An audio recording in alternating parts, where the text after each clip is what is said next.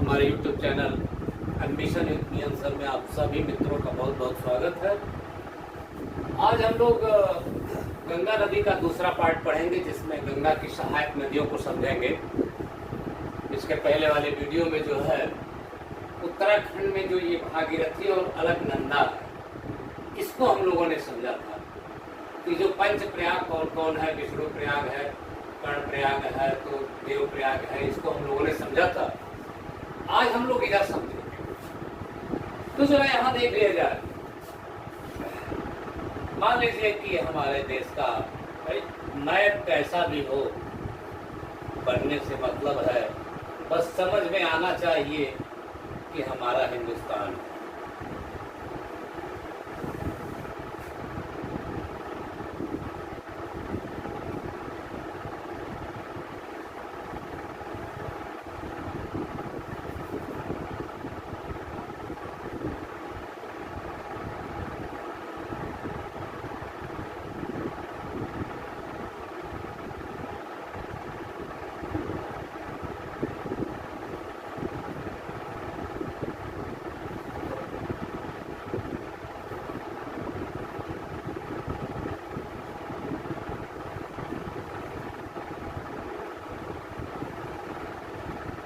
मान लीजिए हमारे देश का मैप है और इसमें जो है ये गंगा नदी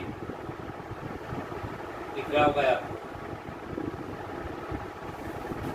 गंगा नदी में उत्तर से आने वाली जो है तमाम नदियां हैं।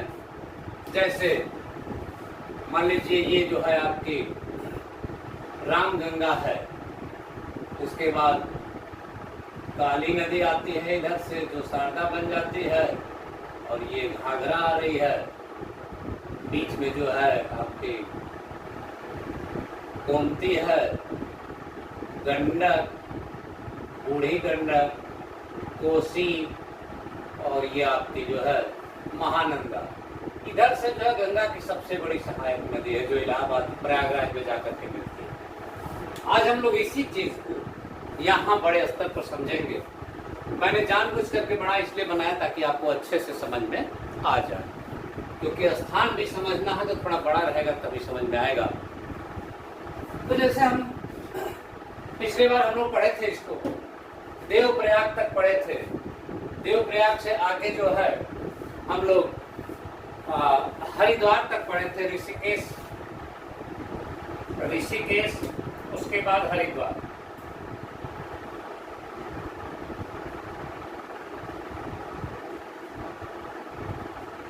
ऋषिकेश, उसके बाद हरिद्वार। हरिद्वार में जो है गंगा नदी जो है मैदानी भाग में उतर जाती है और यूपी में बिजनौर से शुरू होती है। तो मान लीजिए यहाँ से इधर यूपी, ये बिजनौर है आपका। ये क्या है? ये बिजनौर का इलाका, यानी यूपी में गंगा बिजनौर से प्रवेश करती है। लिख भी लीजिए यहाँ बिजनौर। बिजनौर, तो यूपी में गंगा बिजनौर में सबसे पहले प्रवेश करती है। अब हम लोग देखते हैं कि गंगा में बाएं तट से आकर मिलने वाली, यानी गंगा ऐसे जा रही है, गंगा है, ये क्या है? ये गंगा है। तो गंगा में जब गंगा की धारा जिस तरफ जा रही है उधर मुंह करके खड़ा होंगे तो बाएं तरफ, यानी ये बायां और ये दायां, ठीक? तो दाहिने तरफ से आने वाली नदी और बाएं तरफ से आने वाली नदी, या ऊपर से आने वाली नदी, उत्तर से आने वाली, या दक्षिण से, ऐसे भी बोल सकते हैं, ठीक है? तो हम लोग ये देखेंगे कि बाएं तट से आने वाली कौन सी नदी है, पहले इसको हम लोग देख लेते हैं। उत्तराखंड में एक नदी आती है उत्तराखंड से,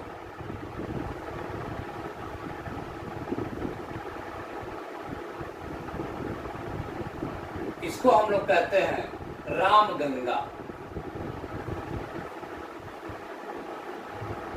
रामगंगा, और ये जो है उत्तराखंड में एक पहाड़ी है, दूध टोली, उत्तराखंड में एक पहाड़ी है दूधा टोली, और ये पौड़ी गढ़वाल में है। दूधा टोली, दूधा टोली पहाड़ी है ये, पौड़ी गढ़वाल में। कहाँ ये? पौड़ी गढ़वाल।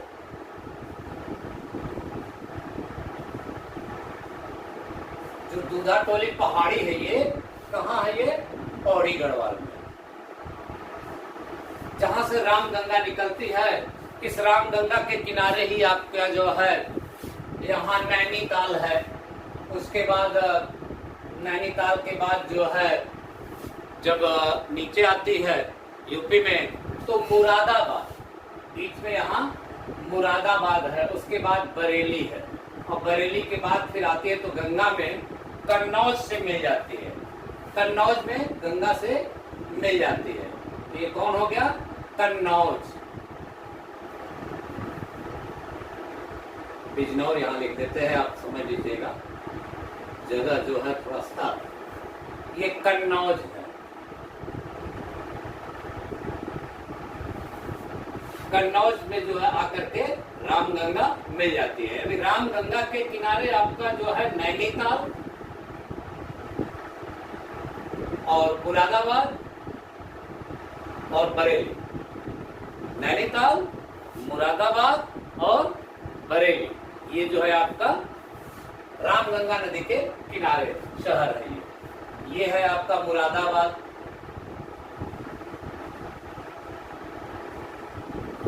ये है आपका बरेली, और यहाँ नैनीताल।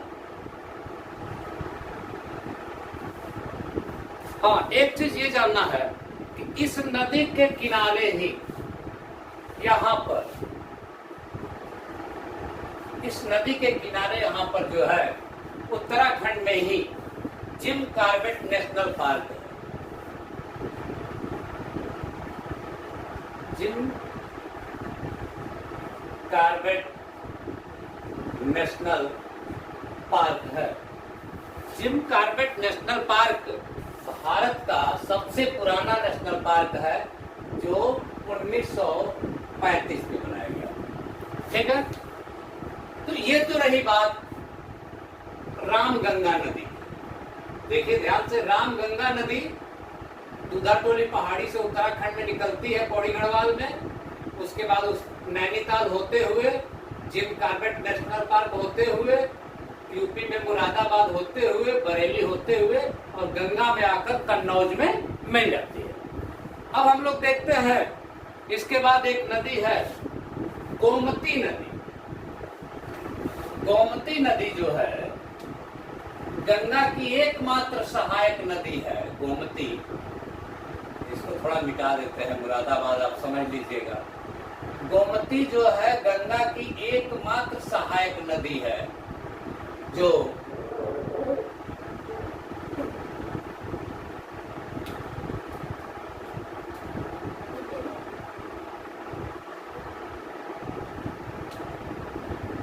गोमती एकमात्र गंगा की सहायक नदी है, जो पीलीभीत में फुलहर झील से निकलती है।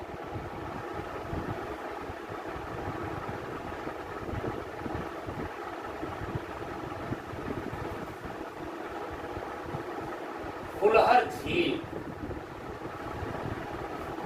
फुलहर झील से निकलती है। और यह जो है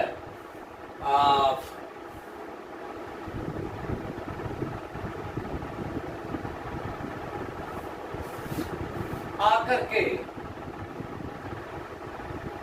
गंगा में गाजीपुर के पास मिल जाती है। कहाँ मिल जाती है? गाजीपुर। बनारस के आगे गाजीपुर। तो बनारस से जब जाएंगे तो गाजीपुर जाएंगे। बनारस से गाजीपुर के बीच में सैदपुर है। सैदपुर के पास ही जाकर के ये गंगा में मिल जाती है। यानी गाजीपुर में गंगा में जाकर गोमती नदी मिल जाती है। ये कौन सी नदी है? ये गोमती।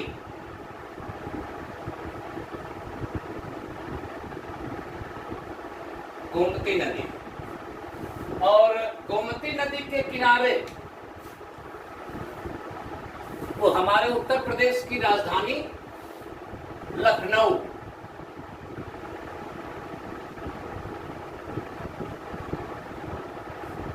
उसके बाद जौनपुर,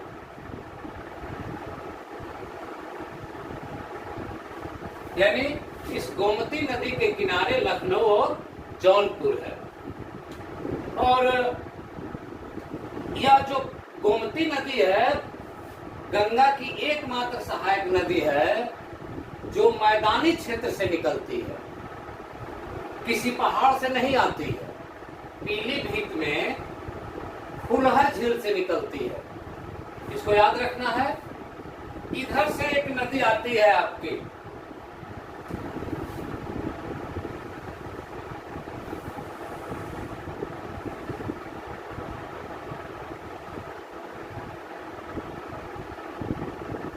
यमुना। यमुना जो है प्रयागराज में आकर गंगा से मिल जाती है, यानी इलाहाबाद। यमुना प्रयागराज में आकर गंगा से मिल जाती है। और देखिए ये लखनऊ है, लखनऊ के नजदीक ही यहाँ पर जो है कानपुर है, गंगा के किनारे कानपुर जो है। उसके बाद कानपुर के बाद प्रयागराज, प्रयागराज के बाद बीच में यहाँ पर वाराणसी है। यहाँ पर क्या है? वाराणसी है, वाराणसी है। उसके बाद ये गाजीपुर। अब आते हैं हम लोग दूसरी जो सहायक नदी है इसकी। इसके बाद अगर हम लोग देखें तो घाघरा नदी, घाघरा नदी जो है ये नेपाल है। मान लीजिए कि ये नेपाल है और नेपाल के ऊपर जो है ये तिब्बत है। ये नेपाल और ये तिब्बत। तो घाघरा नदी नेपाल और तिब्बत के बॉर्डर पर मप्सातुंग ग्लेशियर से निकलती है। किससे? मप्सातुंग, मप्सातुंग ग्लेशियर से निकलती है। इसको मिटा देते हैं।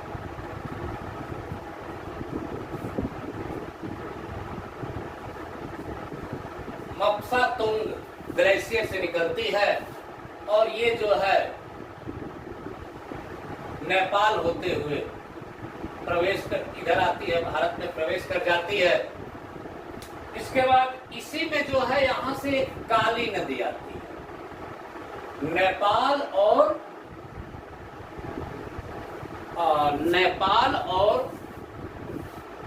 उत्तराखंड की सीमा बनाते हुए एक काली नदी आती है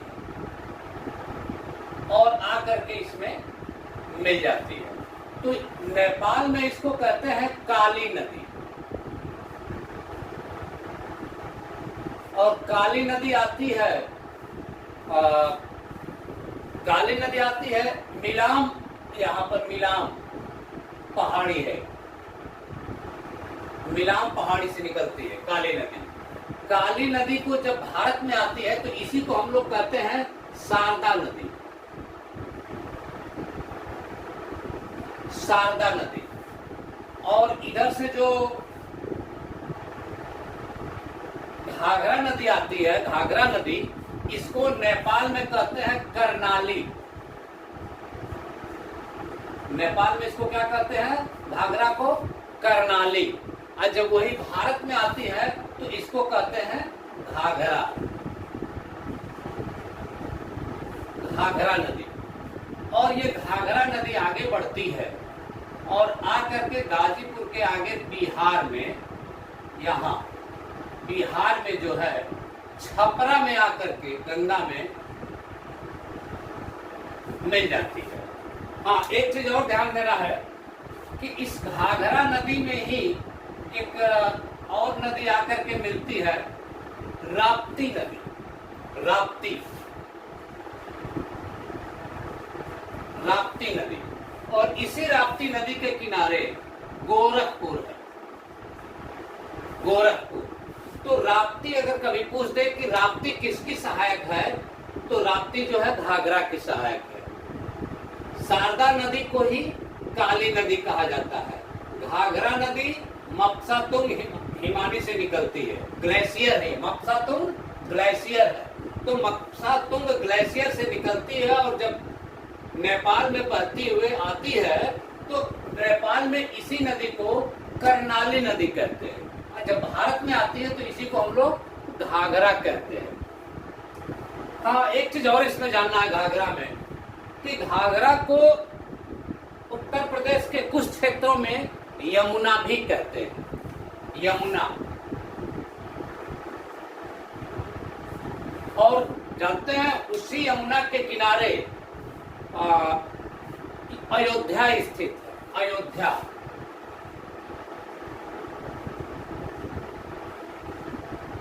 यानी घाघरा को ही यमुना भी कहा जाता है, घाघरा को ही नहीं,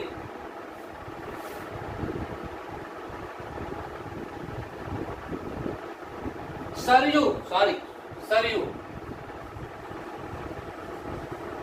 सरयू कहते हैं। घाघरा को ही कहीं कहीं सरयू कहते हैं। और सरयू जो है, सरयू के तट पर ही आपका अयोध्या है। यानी घाघरा को ही कुछ क्षेत्रों में हमारे उत्तर प्रदेश में, विशेषकर फैजाबाद इलाके में सरयू कहते हैं। अयोध्या इलाके में, फैजाबाद इलाके में इसको हम लोग सरयू कहते हैं। और यह घाघरा आकर के छपरा में, गाजीपुर के आगे बलिया, बलिया के आगे छपरा, यानी अब ये यहाँ से बिहार का बॉर्डर शुरू हो गया। यहाँ से बिहार, अब इधर बिहार हो गया। मेरी बात समझ में? यहाँ से लेकर के यहाँ तक यूपी और इसके आगे बिहार शुरू हो गया। यानी इस तरह से बिहार है, ये बिहार देखिए, ठीक है। अब जो है आगे हम लोग देखते हैं, राप्ती हो गया, घाघरा हो गया, घाघरा के बाद गंडक। गंडक नदी जो है नेपाल हिमालय में मुस्तांग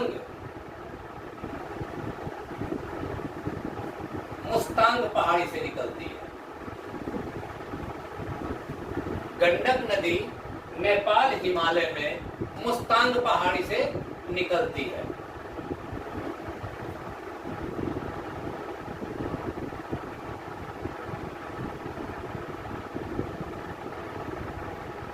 और गंगा नदी में, जो गंडक नदी है, गंगा नदी में सोनपुर के पास आकर के मिल जाती है।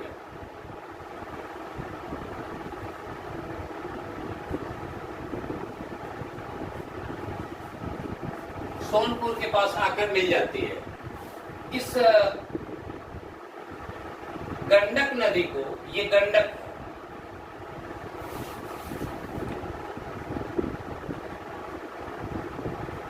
गंडक नदी को ही नेपाल में काली गंडक भी कहते हैं। गंडक नदी को नेपाल में काली गंडक कहते हैं। क्लियर? अब इसके बाद एक नदी है बूढ़ी गंडक, जो चंपारण से निकलती है।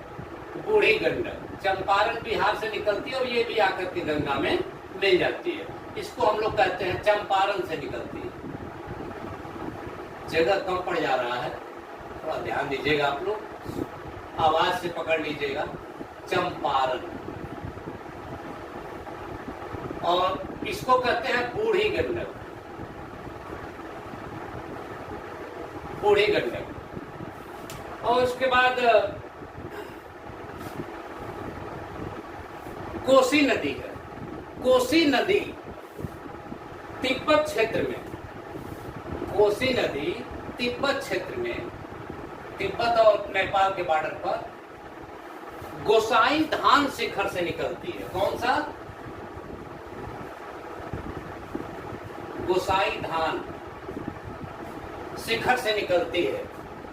तिब्बत नदी, सॉरी, कोसी नदी गोसाई धान शिखर से निकलती है।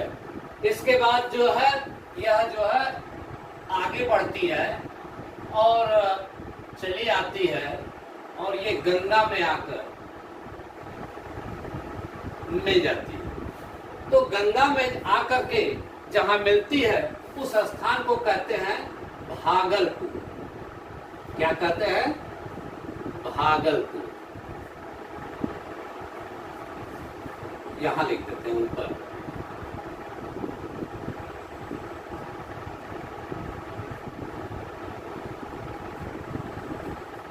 भागलपुर में आकर के मिल जाती है, बिहार के भागलपुर में आकर मिल जाती है। इसको जो है इसकी अगर देखा जाए तो जो कोसी नदी है, कोसी नदी की जो मुख्य धारा आती है, जो कोसी नदी की मुख्य धारा आती है, इसको अरुण कहते हैं। नेपाल में इसको क्या कहते हैं? अरुण नदी। इसी में एक तामू नदी आकर के मिल जाती है, नेपाल में ही तामू। और इधर से सनकोसी आती है। क्या नाम है इसका? सनकोसी। नाम याद रखिएगा, सुनाई दे रहा होगा। सनकोसी, इसको जो है सनकोसी कहते हैं, इसको तामूर नदी कहते हैं। जो मुख्य धारा आती है उसको गोसाई धाम से, उसको हम लोग अरुण नदी कहते हैं। और उसके बाद जो है यहाँ से यहाँ तक नेपाल में इसको सप्तकोसी कहते हैं। यहाँ सनकोसी है, ध्यान दीजिएगा, यहाँ सप्तकोसी है, सप्तकोसी नदी। और जब भारत में प्रवेश करती है तो इसी को हम लोग कहते हैं कोसी नदी। जब भारत में प्रवेश करती है इसी को हम लोग कहते हैं कोसी नदी। कोसी नदी को बिहार का शोक भी कहा जाता है। कोसी नदी को बिहार का शोक कहा जाता है इसलिए कि कोसी नदी नेपाल के क्षेत्र से इतनी मिट्टी काट करके ले आती है कि जब पहाड़ी से नीचे जब बिहार के मैदानी क्षेत्रों में उतरती है तो आते आते बिहार के मैदानी क्षेत्रों में इसका पानी का बहाव कम हो जाता है, जिससे वो अपने मुहाने को धीरे धीरे धीरे धीरे धीरे धीरे भर देती है। और अब जब उसका रास्ता जो है, नदी का जो बहाव का रास्ता है, जब वो मिट्टी से भर जाता है तो यह नदी अपना रास्ता बदल देती है। कोसी नदी अपना रास्ता बदलने के लिए बहुत फेमस है, प्रसिद्ध है। और पता चलता है कि ऐसा भी होता है कि जो है लोग सोए हुए हैं और बाहर कोसी नदी तो आ रही है इधर से, और पता चला कि रात में जो है कोसी नदी ने अपना रास्ता बदल के इधर कर दिया। तो पता चला कि उनके जो है नीचे से जो है या मकान के बगल से या मकान के पास से जो है नदी बहने लगी। यानी यह नदी अपना रास्ता बदलने के लिए काफी प्रसिद्ध है और बिहार की शोक कही जाती है कोसी नदी। कोसी नदी आकर के भागलपुर में मिल जाती है। यहाँ पर थोड़ा सा इलाका जो है उसका झारखंड का आकर के मिल जाता है। झारखंड यानी बहुत कम इलाका है झारखंड का। गंगा नदी झारखंड के कुछ ही क्षेत्रों से लगभग 8 से 10 किलोमीटर की दूरी को तय करती है। अब देखिए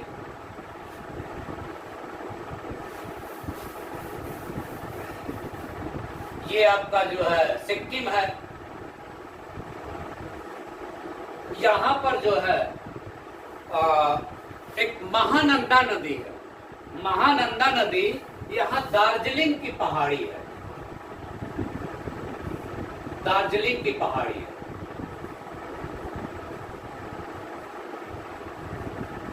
दार्जिलिंग की पहाड़ी है और दार्जिलिंग की पहाड़ी से महानंदा निकलती है बिहार, कहीं कहीं बिहार, और ये आपका जो है पश्चिम बंगाल की सीमा बनाते हुए फरक्का के पास आकर के मिल जाती है। ये फरक्का बांध यहाँ बनाया गया है। फरक्का के पास आकर के पश्चिम बंगाल में ही मिल जाती है। बाएं तरफ से मिलने वाली नदियों में ये महानंदा आखिरी नदी है भारत में। महानंदा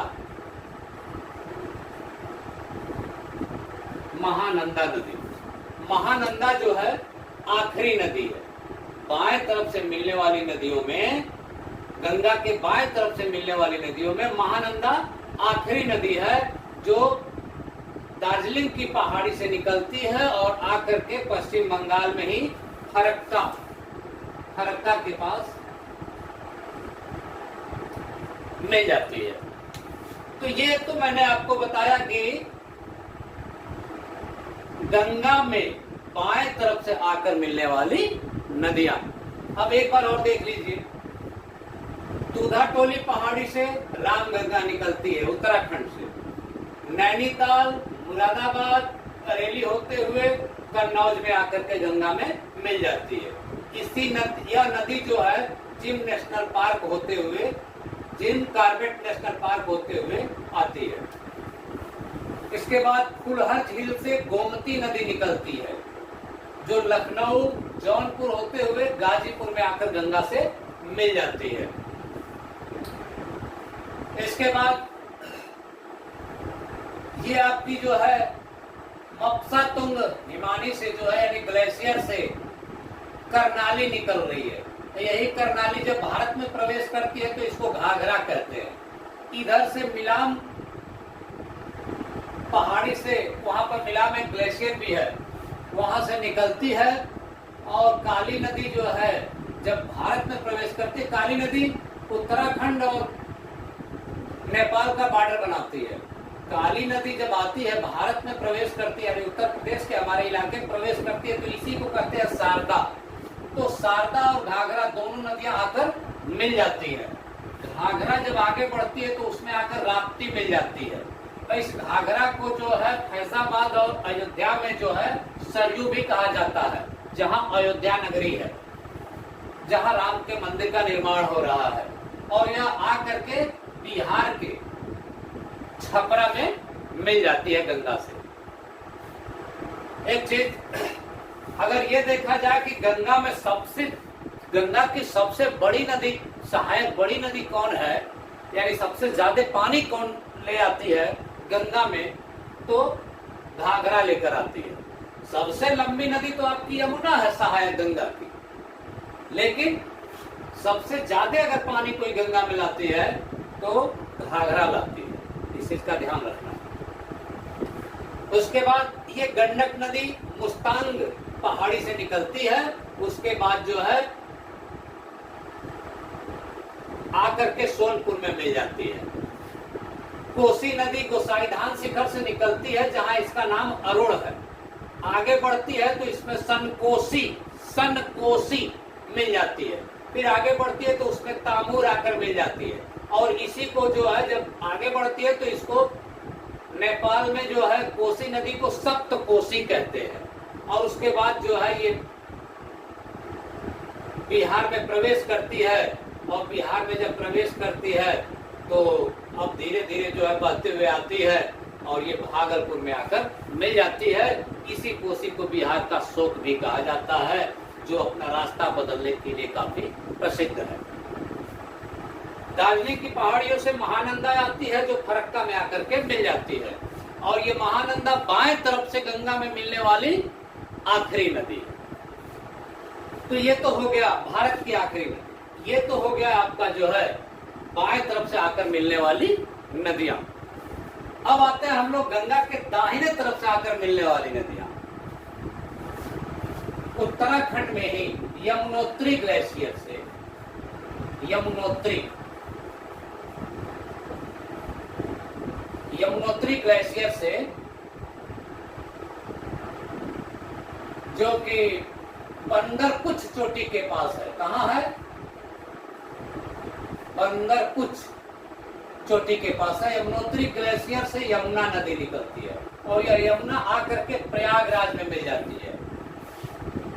गंगा की दाहिने तरफ से मिलने वाली सहायक नदियों में एकमात्र ऐसी नदी है जो पर्वत से आती है, यानी हिमालय पर्वत से आती है।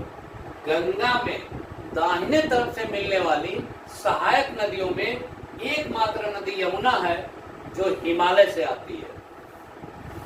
यमुना नदी गंगा की सबसे लंबी सहायक नदी है। यमुना नदी गंगा की सबसे लंबी सहायक नदी है, जिसकी लंबाई 1385 किलोमीटर है। कहीं कहीं किताबों में 1375 किलोमीटर भी दिया हुआ है, जिससे परेशान होने की जरूरत नहीं है। तो यह है यमुना नदी। अब यमुना को थोड़ा सा देख लिया जाए, हालांकि यमुना को हम अलग से पढ़ाएंगे। यमुना में एक आती है सहायक यमुना की चंबल। कौन सी नदी है ये? चंबल। और ये चंबल जो है आपके मध्य प्रदेश में जनापाव पहाड़ी से निकलती है। और ये जो जनापाव पहाड़ी है, जनापाव पहाड़ी, ये जो है विंध्याचल का ही हिस्सा है। इस चंबल की सहायक नदियां भी है, जैसे यहाँ एक अरावली, जैसे मैं पढ़ाया था अरावली पर्वत, तो अरावली से जो है एक बनास नदी आकर इसमें मिल जाती है। उसके बाद जो है काली सिंध है, उसके बाद जो है छिप्रा है, इधर से पार्वती आती है। कई नदियां हैं जो इसमें आकर के मिलती हैं चंबल में।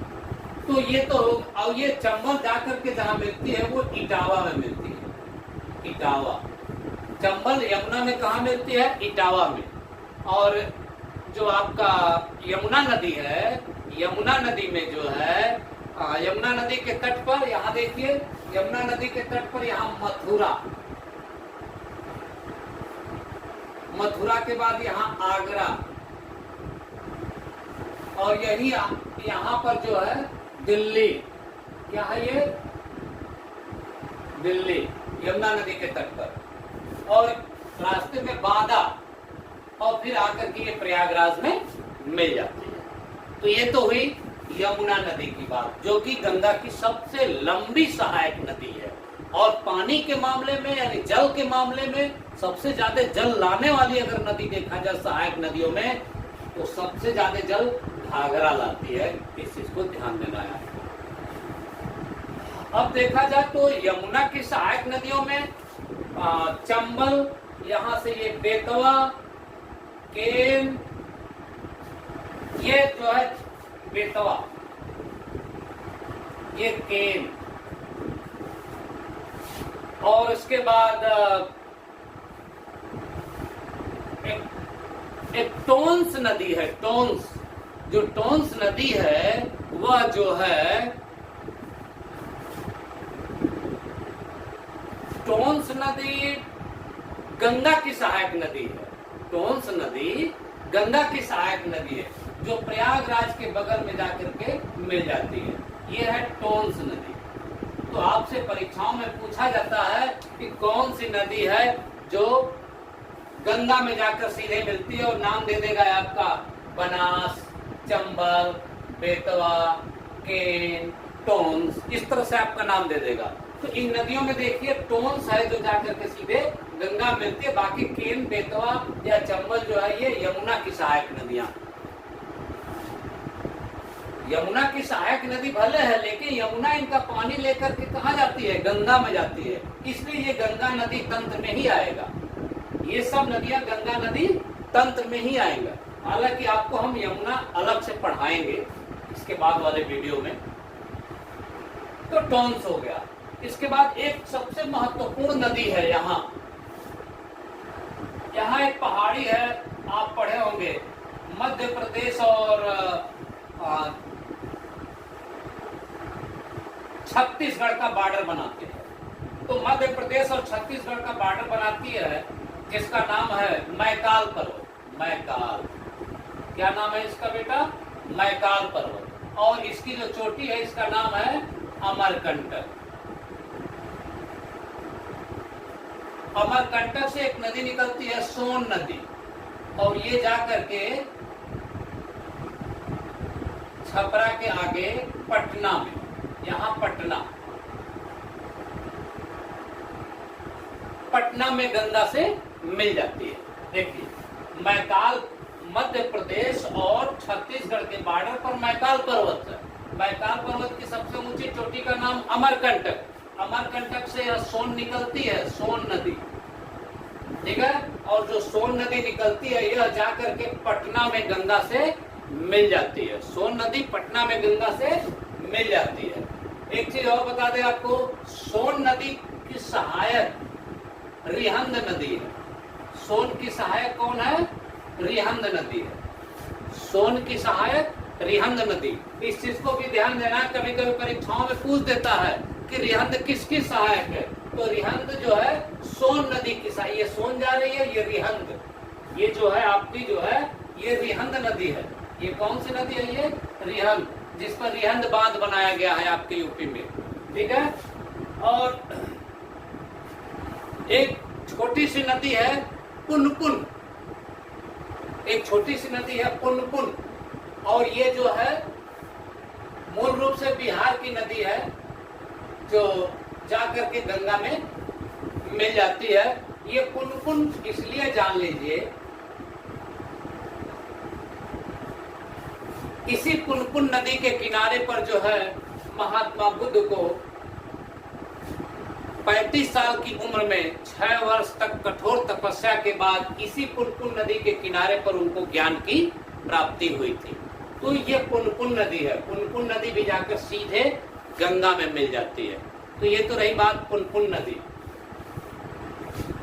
जब ये नदी पश्चिम बंगाल में पहुंचती है तो 2 भागों में, गंगा नदी पश्चिम बंगाल में पहुंचती है तो 2 भागों में बढ़ जाती है, 2 भागों में बढ़ जाती है। एक आगे चली जाती है मुख्य धारा और एक दक्षिण मुड़ जाती है। तो इसको कहते हैं हम लोग हुगली नदी। क्या कहते हैं?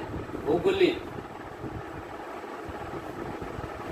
और इस हुगली नदी की सहायक है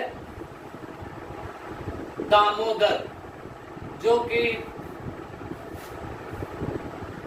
छोटा नागपुर पठार से आती है। छोटा नागपुर पठार को बीचों बीच, छोटा नागपुर पठार के बीचों बीच बहते हुए अपने भ्रंश घाटी में बहते हुए जाती है। तो ये है दामोदर। दामोदर को पश्चिम बंगाल का शोक कहा जाता है, लेकिन अब नहीं कहा जाता था। अब दामोदर नदी पर इतने बांध बना दिए गए हैं कि इनका पानी रोक करके अब जो है बिजली का उत्पादन किया जाता है। और जो दामोदर जो है कभी पश्चिम बंगाल के इलाके में बाढ़ लाती थी, अब वो बाढ़ नहीं लाती है। अब जो है दामोदर को पश्चिम बंगाल का लाइफ लाइन कहा जाता है, ठीक है। तो ये है दामोदर नदी। तो दामोदर किसकी सहायक है? हुगली की सहायक है। ये फरक्का बांध बनाया गया। देखिए इसके बाद, इसके फरक्का बांध के पहले ही हुगली नदी यहाँ है इधर। तो यहाँ बांध इसलिए बना दिया गया ताकि इसमें जो है हुगली नदी में ज्यादा से ज्यादा पानी जा सके। क्यों? क्योंकि हुगली नदी के किनारे ही कोलकाता शहर है। कौन सा शहर है? कोलकाता।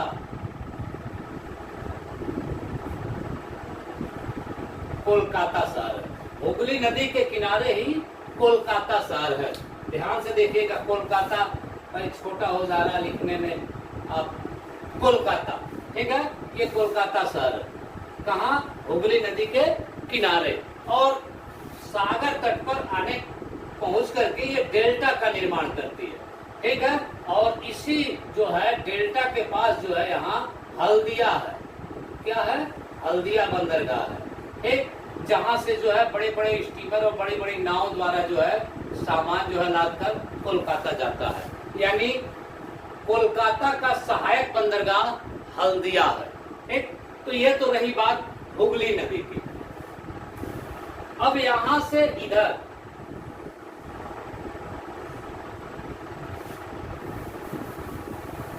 ये जो देख रहे हैं ना, ये बांग्लादेश, ये क्या है? बांग्लादेश है। ये वाला हिस्सा बांग्लादेश, ठीक। तो बांग्लादेश की सीमा और यहाँ हुगली आती है। तो बीच वाले भाग को हम लोग कहते हैं भागीरथी। पहले वाले वीडियो में बता चुका हूँ आपको। बीच वाले भाग को भागीरथी कहते हैं। क्या कहते हैं? भागीरथी।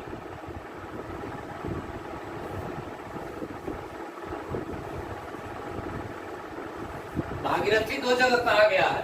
यहाँ भी ये जो है देख रहे हैं गंगोत्री ग्लेशियर से जब गंगा चलती है तो इसको यहाँ नाम भागीरथी है, और इधर से अलकनंदा दोनों आके देवप्रयाग में मिलती है, तब इसका नाम गंगा पड़ता है। तो गंगा को उत्तराखंड में भागीरथी कहते हैं और पश्चिम बंगाल में भी भागीरथी, यानी 2 बार भागीरथी कहा जाता है। और यह नदी भागीरथी जो मूल नदी है गंगा, जो ही जो है बांग्लादेश में प्रवेश करती है तो इसका नाम हो जाता है पद्मा। क्या नाम हो जाता है? पद्मा। इसको हम विशेष तौर से आपको समझाएंगे जब इधर से आने वाली ये नदी आपकी देखिए ये ऐसे आ रही है ना, ये आकर के पद्मा में मिल जा रही है, वो है ब्रह्मपुत्र नदी।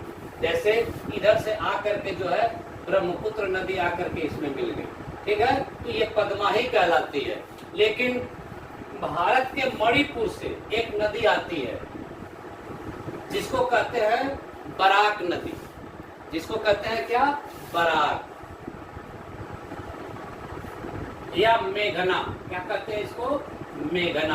तो जब मेघना इसमें मिल जाती है तो इसी गंगा का नाम जहां मिलती है मेघना, इसके बाद इस गंगा का नाम मेघना हो जाता है। मेघना हो जाता है और मेघना जाकर के एक विशाल डेल्टा का निर्माण करती है और जाकर के बंगाल की खाड़ी में गिर जाती है।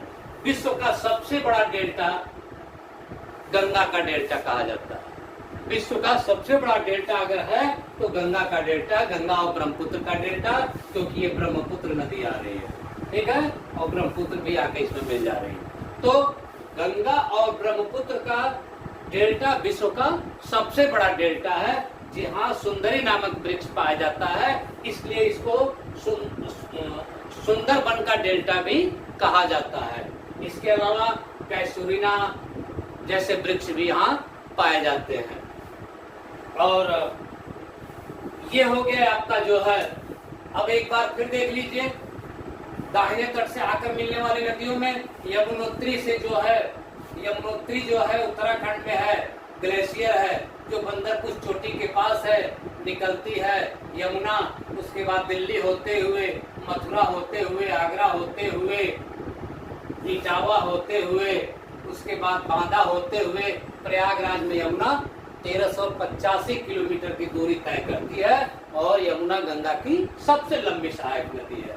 यमुना में आकर के आपका जो है चंबल नदी मिलती है, बेतवा और केन नदी मिलती है। तो ये तो हो गई यमुना। उसके बाद एक टोंस छोटी सी नदी है। उसके बाद सोन नदी जो है बैकाल पर्वत के अमरकंटक चोटी से निकलती है, जिसमें आकर रिहंद नदी मिल जाती है और रिहंद जाकर के पटना में मिल जाती है गंगा से। उसके बाद पुनपुन एक छोटी सी नदी है, जाकर के गंगा में मिल जाती है, जहां भगवान बुद्ध को उसी नदी के किनारे, पुनपुन नदी के किनारे जो है 35 वर्ष की अवस्था में 6 वर्ष की कठोर तपस्या के बाद जो है ज्ञान की प्राप्ति हुई थी। और उसके बाद आते हैं तो फिर हुगली नदी की सहायक ये दामोदर नदी है। मुझे उम्मीद है कि आप लोगों को बहुत अच्छी तरह से समझ में आ गया होगा और आप लोग इस तरह से मैप बनाकर अगर अपनी कॉपी पर अगर आप लोग इस तरह का मैप बना लेंगे तो आपको रटना नहीं पड़ेगा। एक बार, 2 बार, 3 बार देखने के बाद ऑटोमेटिक हर चीज आपको याद हो जाएगी। तो ये है गंगा नदी तंत्र, यानी गंगा और उसकी सहायक नदियां। यमुना को आपको मैं एक बार अलग से पढ़ा दूंगा, क्योंकि यमुना में और भी कुछ यमुना की सहायक नदियां हैं छोटी छोटी, जो कभी कभी परीक्षाओं में पूछ दिया जाता है, जिसमें बच्चे फंस जाते हैं। इसलिए यमुना को एक बार हम लोग अलग से पढ़ लेंगे। मुझे उम्मीद है कि आपको बहुत अच्छी तरह आप लोगों को समझ में आ गया होगा। सो आप लोग चैनल को जो है लाइक करें, सब्सक्राइब करें और शेयर करें। धन्यवाद।